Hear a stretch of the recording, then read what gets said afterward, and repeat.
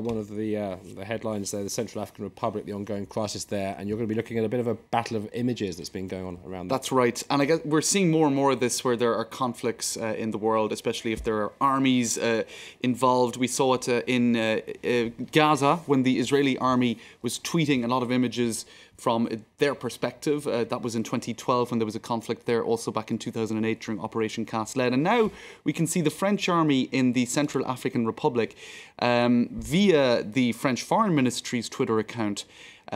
Certain images are being selected and others are being conveniently neglected, Chris. And I suppose it's not surprising. The French army obviously want to put forward the positive side of the story, a positive spin on what's happening in the Central African Republic, especially given that a recent poll by IFOP confirmed that 59% of the French population don't support the intervention there. So what the Huffington Post, the French edition, have done is they've been looking at the photos selected and put up on the French Foreign Ministry's Twitter account. You can see French nursing staff dressed in military outfits helping the wounded. This is another one that's been, this one then was posted by the AFP news agency, so they're contrasting it with the journalistic I suppose, viewpoint where they're more neutral, certainly a lot more neutral, and pointing out images that would be less flattering of the French involvement, even if it's all part, I suppose, of what you're going to see in a conflict zone. So AFP certainly shining the spotlight on aspects of this conflict and aspects of this military intervention that the French army would rather the public not be so informed of. A lot of talk of late, obviously, about the power of images and the accuracy of images in the Syrian conflict, and you've got another example there. That's right. Now this is concerning a 4-year-old boy. Now this image was taken on the Syrian Jordanian border in the desert. Now what you can see here is a little boy, 4 years of age. His name is Marwan, and he is essentially it looks like he's lost in the desert. He's carrying a little bag, and a group of UNHCR workers come across him, and it was presented as if he had lost his family and that he was crossing this desert on his own, which obviously is a very heart-touching story, except it's not true.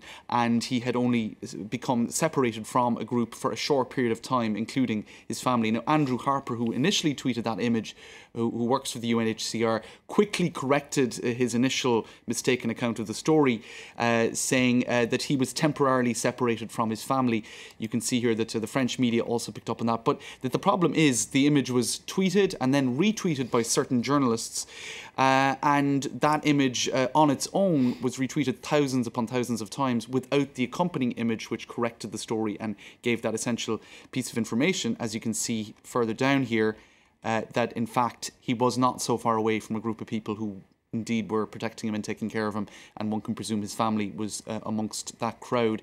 So I suppose it's just a case of, yes, a picture can speak 1,000 words, but also what's not in the picture can speak even more than 1,000 words on some occasions. Check out the picture before tweeting it, indeed. Exactly. Finally, limiting access to work email. This is a story from France. One French company looking at ways to limit worker burnout, a subject very dear to many people's hearts here at France 24. Now, this is Total, the oil giant.